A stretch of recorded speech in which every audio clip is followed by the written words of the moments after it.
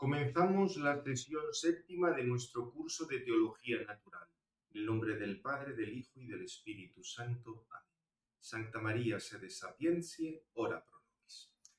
Bien, estábamos viendo en la sesión anterior la estructura fundamental de nuestra argumentación para hablar de que hay una causa primera, de que hay un ser subsistente. Habíamos visto un poco cómo plantea Santo Tomás la demostración, los tipos de demostración, desde la causa a los efectos o desde los efectos a la causa, moviéndonos siempre en el campo real. O sea, no se trata simplemente de buscar una causa lógica o una razón lógica, sino que como los efectos son algo real, esto nos remite a una causa que debe ser real. Habíamos visto en el punto 3.1.2 los distintos tipos de la noción de demostración, los distintos tipos de demostración. Acordaos con esta terminología, que recordad este nombre, una demostración propter quid, desde la causa a los efectos, o una demostración quia, desde los efectos a la causa. Además, esa es la más habitual, no solo al hablar de estas cosas de teología natural, sino en multitud de cosas. Ya os ponía el ejemplo de que cómo llegamos a saber que hay protones o que hay electrones. Pues a partir de una serie de efectos llegamos al descubrimiento de que tienen que darse estas realidades. Es cierto que en el campo de la física la cosa es más complicada porque uno podría pensar, bueno, pero a lo mejor se puede explicar la realidad de otra manera distinta de los protones o los electrones. Sí, es cierto que nuestro conocimiento puede ir mejorando, pero aquí nos estamos refiriendo a que hay una causa última de la cual además, como hemos dicho, su quid est, su esencia, pues nos resulta bastante desconocida. De ahí justo habíamos acabado viendo estos dos matices que planteaba Santo Tomás, estas dos respuestas a unas objeciones sobre cómo entender. O sea, decía que no llegamos a conocer el quid est de esa causa y que tenemos que partir de los efectos. Bien. Y la idea está de que los efectos de Dios, como no son adecuados al mismo Dios, o sea, lo que hace Dios es muchísimo más pequeño, muy inferior a lo que es Él mismo, y por eso a partir de los efectos no podemos conocer completamente lo que es la esencia de Dios. En este punto es en el que se subraya, en el apartado 3.1.3. ¿A qué llega la demostración? Luego, cuando veamos los textos de las mismas vías de Santo Tomás, nos fijaremos que todos acaban de una manera parecida. Santo Tomás habla de que hay una causa primera, por ejemplo, en la segunda vía, o en la primera vía que hay un motor inmóvil, y termina diciendo, a esto lo llamamos Dios. O sea, no es que dice que la demostración dice, y por esto llegamos a que hay Dios, no. Llegamos a que hay una causa primera y a esto lo llamamos Dios. Fijaos porque el matiz es bastante importante. Llegamos a formular una proposición del tipo Dios es, pero no es que alcancemos el actus essendi de Dios, no es que alcancemos a Dios como el mismo ser subsistente, porque, repito, eso nos permanece desconocido, o que alcancemos perfectamente su naturaleza, que, repito, también nos es desconocida, sino que connotamos la palabra Dios, el término Dios, lo connotamos al menos como primer motor, causa primera, ente necesario, ente perfectísimo, fin último. Lo que estamos diciendo es que Dios es al menos esto, que Dios es al menos el mismo ser subsistente. Si Dios fuera menos ese primer motor, causa primera, ente necesario, ente perfectísimo, fin último, realmente sería un Dios muy poco interesante. Sería como de los dioses falsos de los que habla la Escritura, que son ídolos que no son ni dioses ni nada. O sea, Dios, con toda su majestad y toda su grandeza, por lo menos es, y es mucho más, pero al menos tiene que ser ese primer motor, causa primera, etc. Si Dios fuera totalmente otro, y acordaos que este tema de lo del totalmente otro lo puso en moda, lo pusieron de moda los teólogos protestantes del siglo XX, porque como ellos no aceptan la analogía del ser, Acordaos que aquello que había dicho Karl Barth, que el mayor motivo para no hacerse católico era lo de la analogía del ser, porque era el anticristo, porque era reducir a Dios a un ídolo. Evidentemente parece que no se había enterado mucho de qué iba el asunto, porque ya habéis visto todas estas limitaciones y más que veremos que pone Santo Tomás en nuestro conocimiento natural de Dios. Otros decían con cierta ironía que en realidad Karl Barth nunca hubiera entrado en una iglesia de la cual él no hubiera sido el Papa, o sea que digamos tenía así ciertas ansias de grandeza, pero eso puede quedar para historia de la teología protestante del siglo XX. Ya digo, no se puede hablar de Dios como totalmente otro, porque algo de él sí que podemos decir con todas estas limitaciones que estamos presentando. Fijaos, si Dios fuera totalmente otro, de un primer motor, de una causa primera, de un ente necesario, resultaría completamente irracional e inaccesible. Y eso al final haría que estuviera en contradicción incluso consigo mismo, con cosas que aparecen en la revelación, donde aparece como creador, todas estas cosas. Por así decir, hay una cierta distancia entre lo que Dios es en sí mismo y lo que Dios es en cuanto a primer motor, causa primera, etc. Pero ese primer motor, causa primera, etc., pertenece a la naturaleza de Dios. O sea, no podemos hablar de Dios si no hablamos de primer motor, de causa primera. En última instancia, no podemos hablar de Dios si no hablamos del mismo ser subsistente. Por supuesto que se nos escapa la esencia divina. Hasta que no lo podamos contemplar cara a cara, por la gracia, por el lumen gloria en el cielo, se nos escapa. Pero estando en este mundo, tenemos que decir esto. Por eso podemos decir que hay una identificación, al menos provisional y al menos aproximativa, entre el Dios de la religión y el Dios al que llega el razonamiento metafísico. Aquí, digamos, se difundió muchísimo esa desafortunadísima frase de Pascal: Dios de Abraham, Dios de Isaac, Dios de Jacob, Dios vivo, que no es el Dios de los filósofos. No, evidentemente lo que encontramos en la revelación es mucho más, porque, repito, que a Dios solo le conoceremos cuando lo veamos cara a cara, pero tú no puedes contraponer el Dios de la revelación a lo que te está diciendo la razón, porque entonces estás contraponiendo la razón y la fe. Por supuesto que la fe sobrepasa a la razón y nos hace conocer incluso en este mundo muchas más cosas de Dios, pero tú no puedes contraponer una cosa a la otra, sino al final la religión resultaría pues algo completamente irracional, el refugio de los ignorantes, todo ese tipo de cosas, ¿no? La razón tiene sus límites, la religión nos ofrece otro conocimiento de Dios, pero no se puede contraponer una cosa y la otra, o sea que no se puede. Te digo, Pascal tiene cosas divertidísimas cuando hace la crítica de los jesuitas en las cartas provinciales y saca todos los engaños que tenían, toda la manera de decir a cada uno lo que le quería escuchar, de tener una moral de manga ancha, muy laxista, o sea, ahí te partes de risa leyéndola. Pero en esto metió la pata estrepitosamente. O sea, tú no puedes contraponer al Dios de la religión y al Dios de un razonamiento metafísico si está bien hecho, claro, si está mal hecho, pero ahí el problema es que hay que dar con una razón que sea adecuada, una manera adecuada de razonar. Entonces, diríamos, un poco redondeando esto, debemos observar que con el procedimiento de la demostración, nuestro conocimiento inicial y confuso, lo que dice mucha gente, sí, de Dios sí, algo tiene que haber un principio, tiene que haber algo. Eso ha quedado enriquecido, porque ya tenemos que atribuir a Dios el ser primer motor, causa primera, ente necesario, en suma, ser el mismo ser subsistente. Pero atención, aquí he recordado unas cosas de lógica. No afirmamos el sentido contrario, o sea, decimos Dios es primer motor, causa primera, etc.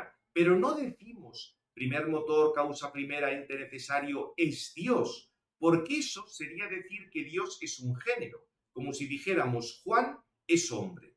Si decimos el primer motor, la causa primera, es Dios, estaríamos tratando a Dios como si fuera un género, como cuando decimos que Juan es hombre. Cuando afirmamos Dios es primer motor, causa primera, etc., no decimos que Dios sujeto está incluido en el predicado. Dios es el sujeto y que esto sería un predicado y que el predicado es más amplio que el sujeto. No, porque entonces, estaríamos, por así decir, reduciendo a Dios. Más bien lo que afirmamos es que el predicado primer motor, causa primera, etcétera, está sometido, está comprendido en lo que hay detrás del nombre Dios. Precisamente porque Dios es aquello mayor de lo cual no se puede pensar nada, por citar la expresión de San Anselmo. O sea que fijaos, en ese sentido, bajo el término Dios, tenemos comprendidas todas estas cosas. Y aquí se hace justicia a aquello que decía San Anselmo. Santo Tomás, el tema de San Anselmo y el argumento anselmiano lo estudiaremos con detalle en la segunda parte de la asignatura, pero fijaos que tiene un aspecto positivo. Tú puedes presentar a Dios como aquello mayor de lo cual no se puede pensar nada. Por supuesto, Dios es aquello mayor de lo cual no se puede pensar nada. Pero para llegar a que ese Dios es, tienes que hacer una argumentación. El problema de San Anselmo es que pensaba que por decir simplemente eso ya se autodemostraba la existencia de Dios. No, eso no es así. Lo veremos con detalle en su momento, pero tú sí puedes presentar que Dios es aquello mayor de lo cual no se puede pensar nada. Y en ese sentido, puedes decir perfectamente que todo esto, causa primera, primer motor, etcétera, está sometido, está comprendido bajo Dios, porque Dios ya no hay nada más de lo cual se pueda pensar.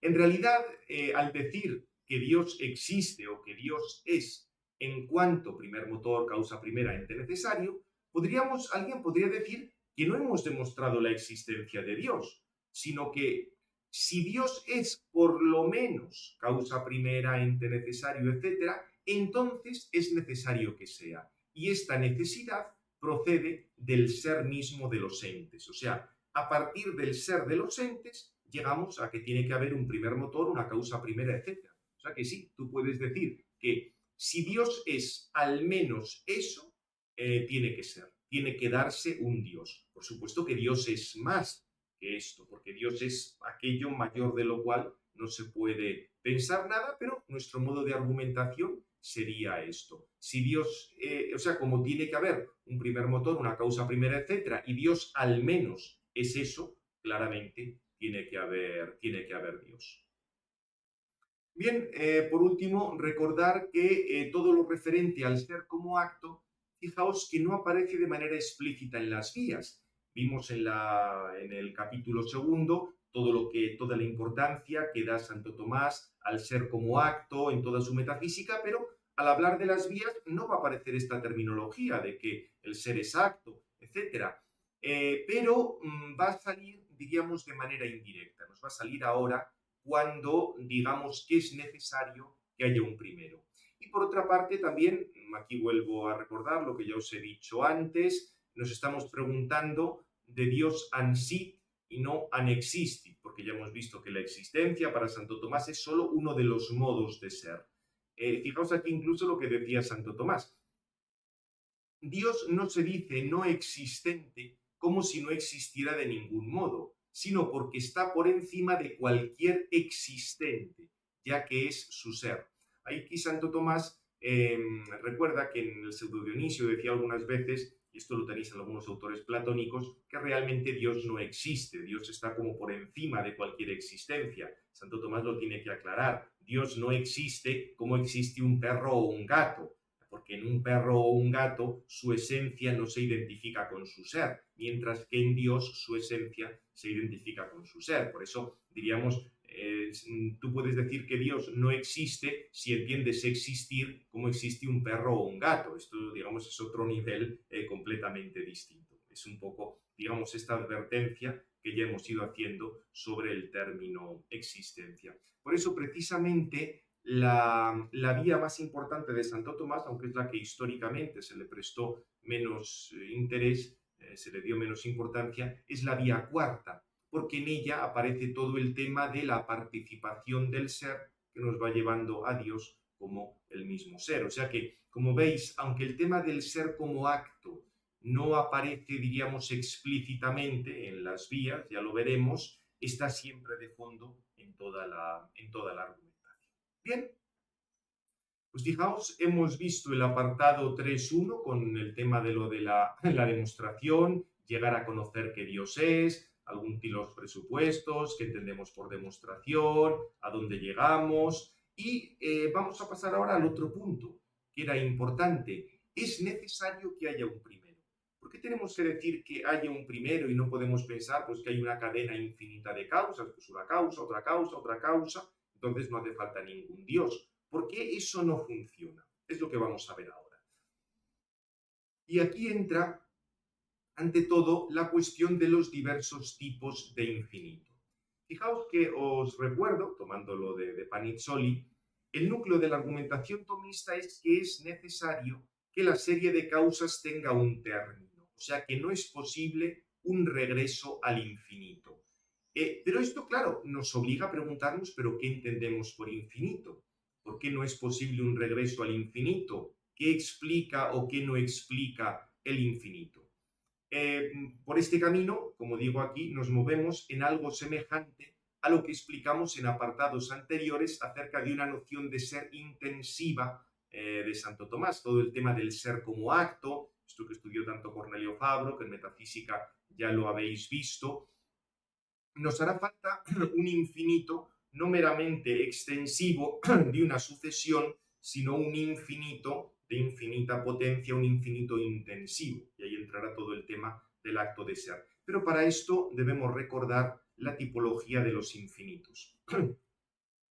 En este punto, el que quiera profundizar puede leer el artículo ese de Basti, que está señalado en la bibliografía de este capítulo. Lo tenéis tanto en inglés como en italiano.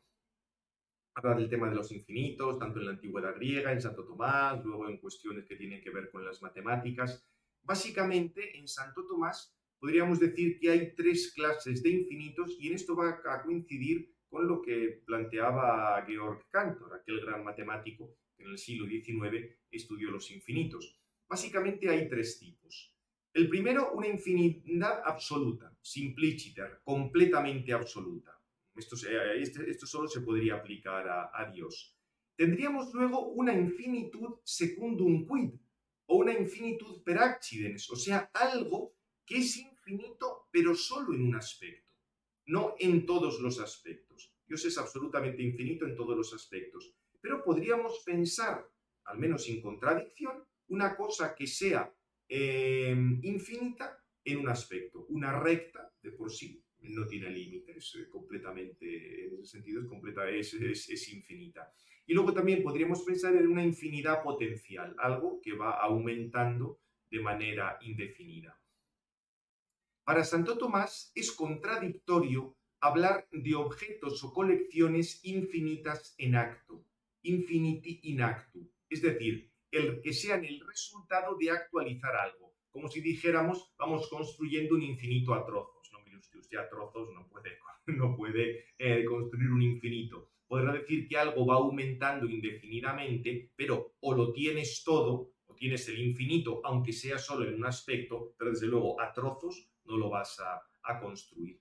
En cambio, para Santo Tomás no es contradictorio hablar de objetos actualmente infinitos, actu infiniti, ya que serían de una manera relativa, serían o infinito secundum quid, en el caso, por ejemplo, de una recta, o de manera absoluta, simpliciter, el caso de Dios. O sea que, atención, no confundáis esto, porque a veces se dicen para Santo Tomás o para Aristóteles no puede darse infinito en acto. Atención, una cosa es infiniti in actu, que es como ir construyendo un infinito a trocitos, que eso no puede ser, y otra cosa es algo que actualmente sea infinito, que eso no encierra contradicción, ya sea de una manera relativa, ya sea de una manera absoluta. Es también muy curioso, esto lo tenéis en el libro de Basti, de Le Radici Forte del Pensiero de Évole, comentando un poco cuando Cantor se encontró con estos problemas del infinito. Cantor tenía, además de las preocupaciones matemáticas, preocupaciones metafísicas e incluso teológicas, y se le ocurrió ir a la gregoriana de aquella época, de finales del 19, principios del 20, a, digamos, informarse. Él era protestante, vivía en Alemania, a informarse de qué pensaban los teólogos católicos sobre el infinito, solo que se fue con los pies fríos y la cabeza caliente, o sea que no se enteró de demasiado. Pensar que estaban allí aquellos jesuitas que tenían cualquier filosofía menos conocer a fondo a Santo Tomás, y desde luego Cantor se fue cómo había vuelto. No se pusieron de acuerdo los teólogos con los que habló, con el mismo Cantor. Probablemente si hubiera profundizado más en Santo Tomás tratando de comprenderlo, se hubiera dado cuenta de que había muchas cosas que tenían en común y que algunas cuestiones sobre la participación del ser podían explicar algunas de las podían ayudar a resolver algunas de las antinomias que él tenía de fondo. El tema realmente es apasionante. En el libro de Basti lo tenéis, el que quiera profundizar un poco con ello. Pero seguimos simplemente con esto de los infinitos. Bien, aquí ya os comento, ya que no es contradictorio hablar de objetos actualmente infinitos, mientras que sí sería contradictorio pretender construir un infinito a trocitos. La infinidad potencial, el ir, digamos, a ir aumentando cada vez más trocitos, es lo que caracteriza la categoría de la cantidad, porque se obtiene o bien dividiendo un continuo o bien incrementando un discreto. Tú una recta la divides cada vez en trozos más pequeños, más pequeños, más pequeños, y si tienes el continuo, pues siempre vas a poder seguir dividiendo. Que esto dio una cantidad de problemas enormes en la matemática, porque para el tema del cálculo infinitesimal te hace falta el continuo. Pero es que el continuo no es tan sencillo de establecer en matemáticas. Lo puedes dar, por supuesto, con un axioma, que es lo que al final hicieron los matemáticos. Pero como trates de justificarlo lógicamente, aparecerá una cantidad enorme de problemas. Esto ya se dio cuenta Berkeley, el famoso filósofo idealista, cuando criticaba a Newton en The Analyst, decía que esto del cálculo infinitesimal de Newton, que no tenía mucho sentido porque el tema de los infinitésimos parece que son cantidades que existen, pero que no existen. O sea, él fue de los primeros de poner el dedo en la llaga con el tema de cómo fundamentamos el continuo, porque para el cálculo infinitesimal te hace falta el continuo. ¿Y eso cómo lo fundamentas? En eso surgen bastantes antinomias. Recordad los que hicisteis conmigo el curso de filosofía de la naturaleza, vimos alguna cuestión de estas. El caso es que la infinidad potencial la puedes obtener o bien dividiendo cada vez más o bien aumentando.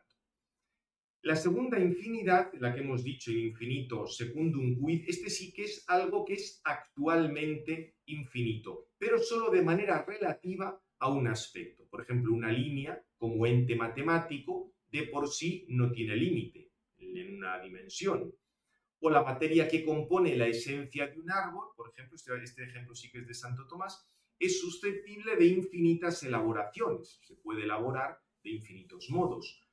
Por una parte está limitada por la forma, pero las posibles elaboraciones son infinitas. Tú puedes hacer infinitas tallajes, estatuillas, formas a partir de un trozo de madera. La tercera infinidad se refiere a todos los aspectos de lo real. Y esta sí que tiene que ser única. Aquí sí que estaríamos ante la infinitud de Dios, porque digamos el que es infinito de esta manera es esencialmente infinito. Una recta es infinita solo en un aspecto, en otros aspectos no. Mientras que Dios es esencialmente infinito, en todos los sentidos. Por eso os digo que este sería un concepto intensivo de infinidad, más que un concepto extensivo que llega a muchas cosas, como una recta, como un plano que se extiende por todas partes. Este es un concepto intensivo, es infinito absolutamente en todos los sentidos. Diríamos este otro infinito, secundum quid, tiene mucho que ver con lo que en las matemáticas se llama el transfinito. Cantor estableció que había diversos tipos de infinitos. Tú puedes entender, por ejemplo, todo el conjunto de los números naturales como un infinito, pero los números reales son un infinito de orden superior. Puedes establecer toda una serie de infinitos. Aquí puedes medir tanto desde el punto de vista de la cardinalidad, desde el punto de vista de los ordinales. Aquí ya digo, hay multitud de cosas que desarrolló Cantor bajo la etiqueta de transfinito. El transfinito cantoriano tendría que ver con ese infinito secundum quid, ese infinito en acto, secundum quid del que habla Santo Tomás. De esto diremos alguna cosilla más en lecciones ulteriores, pero quedaos con estas tres clases de infinito, y la que nos interesa para la teología natural es esta última, algo que sea esencialmente infinito. No simplemente un transfinito, un infinito en un aspecto, sino algo que esencialmente sea infinito. Y con esto llegamos ya al, digamos, lo que da título a este epígrafe, la necesidad de un primero. ¿Por qué? Porque todo ente que no sea el mismo ser subsistente participa de esa plenitud, tiene algo de ser. Esa plenitud es infinita en todos los aspectos. Ya hemos dicho que en la metafísica de Santo Tomás, en todo ente se da una proporción entre su esencia y su ser. Ahora, si se planteara, por ejemplo, una serie infinita de motores, por ejemplo, en la primera vía, ¿a qué tipo de infinidad pertenecería? Si tenemos un motor, este mueve a otro, este mueve a otro, este mueve a otro, entonces pensamos, bueno, pues no tiene por qué haber un primer motor, hay una serie infinita de motores. Pero ¿a qué tipo de infinidad pertenecería? No sería el infinito absoluto, porque si fuera el infinito absoluto, no tendría que tener ningún tipo de potencialidad, tendría que estar todo él en acto. Un motor, si es movido por otro, pues tiene un aspecto en el que depende de otro, con lo cual es potencial respecto a otro. Con lo cual una serie infinita de motores tendría un aspecto de potencia, de que le faltaría actualidad y por tanto no sería infinito en todos los sentidos. Sería una infinitud o una infinidad respecto a un punto de vista, como la recta es infinita respecto a un punto de vista solo, respecto a una dimensión. Con lo cual, independientemente de que esa cadena se pudiera recorrer o no se pudiera recorrer, nos encontraríamos con una infinidad que no es absoluta. Y aquí es donde llegamos al punto central. Es necesario que haya un primero. Con esto lo que estamos diciendo no es simplemente que no podamos realizar el recorrido intelectual del conocimiento del fundamento, como ir pasando por un motor detrás de otro. Si son infinitos, no llegamos nunca. Tampoco se trata de buscar algo que existencialmente tranquilice la angustia del hombre, como si buscamos aquí pues, un sentido a la vida, todas estas cosas de los existencialistas. Sí, por supuesto que el conocimiento de Dios va a dar sentido a nuestra vida, pero no es que a partir de ahí tengamos que ir argumentando.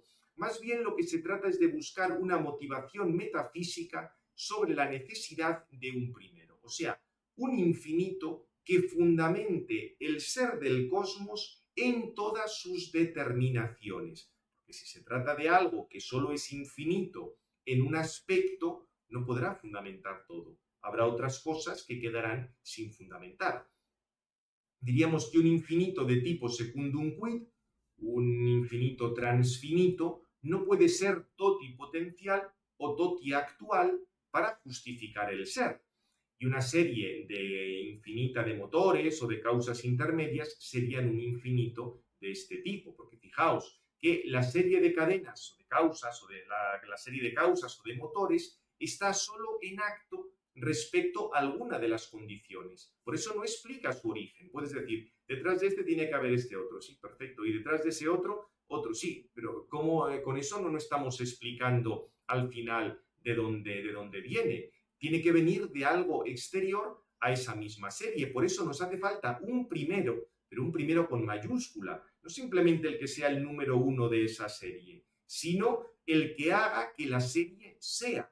Porque si no nos podemos preguntar, ¿y qué es lo que hace que ese primero sea?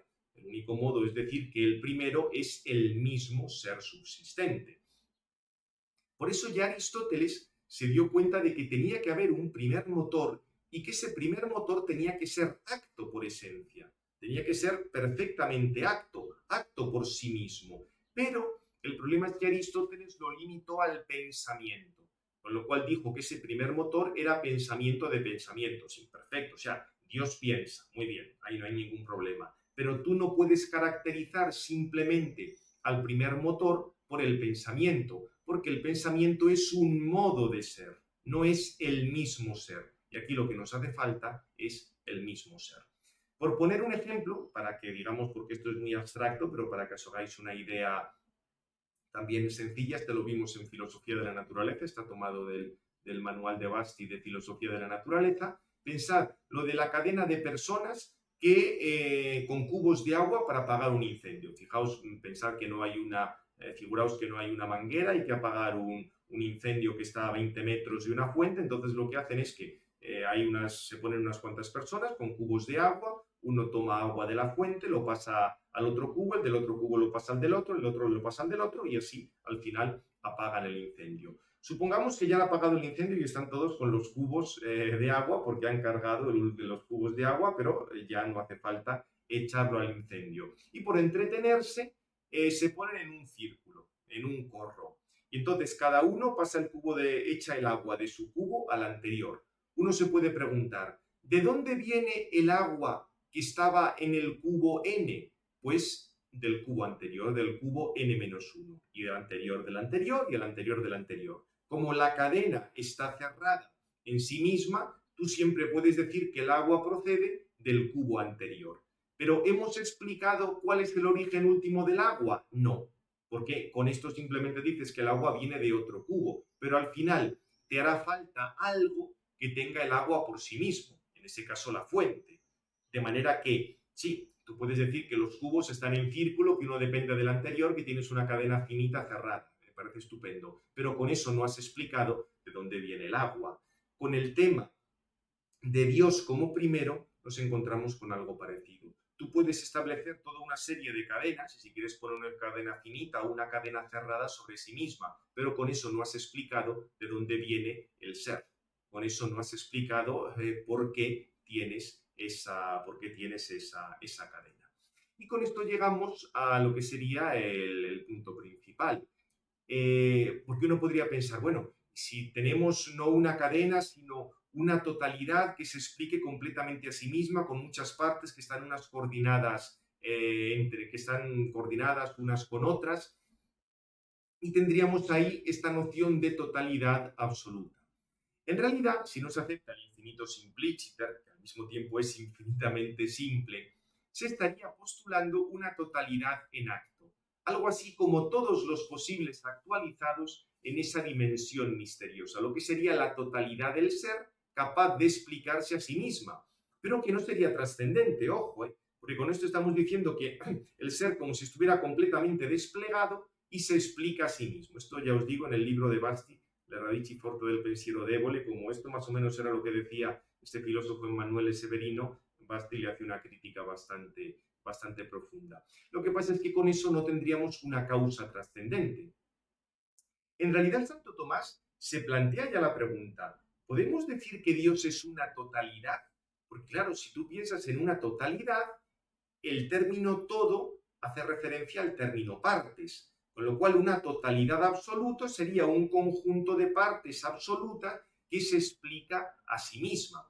Ya Santo Tomás había dicho que mucho ojo con aplicar el término totalidad a Dios. Como mucho, cuando comenta el De Divinis Nominibus, dice que si hablamos de Dios como una totalidad, tendría que ser como una totalitas ante partes. O sea, una totalidad en la que no hay partes, con lo cual es el mismo ser subsistente, ¿no? Digamos, es una manera más complicada de decirlo.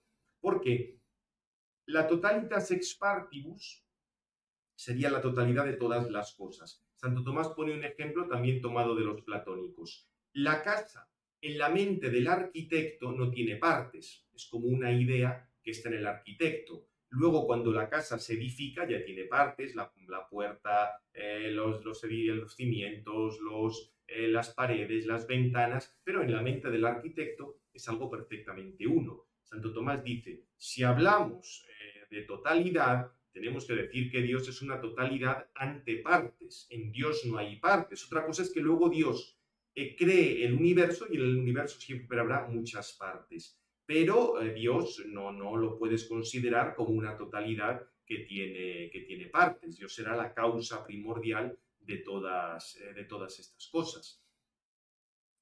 Hoy, por otra parte, sabemos que el universo no es infinito, más bien parece que es una realidad finita, aunque en algunos sentidos su geometría no tenga límite, un poco como la superficie de una esfera. La superficie de una esfera es finita, tiene una cantidad de metros cuadrados, la Tierra tiene una cantidad de metros cuadrados, pero tú puedes andar por la Tierra y nunca te caes. No es que digamos, llegues al final y te caigas al vacío, no. Como es una esfera, tú puedes caminar o ir en barco, o como sea, las vas rodeando siempre, pero no te caes. Lo que pasa es que para la explicación filosófica hay que decir que si hablamos del absoluto como una totalidad, acabamos cayendo en una serie de contradicciones, porque en cuanto tú digas que el absoluto tiene partes, ya empiezan un poco todas las dificultades. Esto nos salió sobre todo en la historia de las matemáticas, cuando se quiso fundamentar la noción de número o la noción del infinito, y se planteó la noción de clase total, la clase de todas las clases. Pero claro, estaba el problema. La clase de todas las clases tiene que ser la clase de todas las clases que no se contienen a sí mismas. Si la clase total es la clase de todas las clases que no se contienen a sí mismas, ¿se contiene a sí misma o no se contiene a sí misma? Esto es la paradoja que encontró ya Russell. O sea, con el tema de unos infinitos que se quieran contener a sí mismos, que sean absolutos, que tengan partes, empiezan a darse toda una serie de contradicciones. Esto lo vamos a ver con más detalle en el capítulo 8, porque ahí veremos cómo algunos autores han querido decir que tenemos que captar de una manera mágica, misteriosa, pues como ese infinito de todas las cosas y que eso se identifica con Dios. Eso, repito, da una cantidad enorme de contradicciones. Ya digo, lo veremos con más detalle. El que quiera leerlo puede profundizar en el texto de Basti. Pero cuando tú quieres hacer esa clase total, esa totalidad absoluta, esto te va a acabar dando problemas. Y por último, recordar que en Dios tenemos la identidad entre el ser y la esencia. En él no se da una distinción entre ser y esencia, porque no es que Dios tenga ser, sino que Dios es el ser. Por eso, todo el recorrido metafísico que hacemos para llegar a un primero, lo que decimos es que Dios está fuera de la serie. Pero claro, para decir que Dios está fuera de la serie de los entes, nos hace falta la analogía. Porque, por eso es lo que he dicho, que Dios es en un sentido distinto al que los entes son. En cualquier ente ya hemos visto que el ser se distingue de la esencia. En el caso de Dios, no. Por eso hay que hablar del ser en un sentido análogo entre Dios y los entes. Por eso ya recordaba Santo Tomás que el ipsum esse subsistens está fuera de cualquier género, que por supuesto Dios no es el ser común, ni muchísimo menos el ser de cada una de las cosas, es la fuente de ese ser. Bien, ahí podemos decir, aquí Santo Tomás comentando el libro de Causis, Dios es el mismo ser y la misma esencia de la bondad, todo lo que corresponde a la perfección de la bondad y el ser le corresponde de manera esencial, de modo que él mismo sea la esencia de la vida y de la sabiduría y de la fuerza y del resto de las cosas. Lo que pasa es que, atención con esto, con el nombre Dios como ipsum esse, no es que hayamos captado su esencia, estamos simplemente connotando el término Dios, connotando el nombre Dios como ipsum esse. Hemos llegado a que tiene que haber un ipsum esse, un ser que sea subsistente, por el camino de la causalidad, negación y eminencia. Pero esto no quiere decir que hayamos comprendido a Dios. Por supuesto que el nombre más adecuado para Dios es el ipsum esse, pero sabiendo que Dios es aquello mayor de lo cual no se puede pensar ya nada. O sea, como os digo aquí, aquello que había dicho San Anselmo está bien, Dios es aquello mayor de lo cual no se puede pensar, pero eso tenemos que llegar hasta poder afirmarlo por un proceso a posteriori, ir desde las causas, desde los efectos, a la causa que es Dios. Y en cualquier caso, este conocimiento no deja de ser profundamente confuso para nosotros. ¿Sí? Lo podemos formular, pero no lo comprendemos completamente.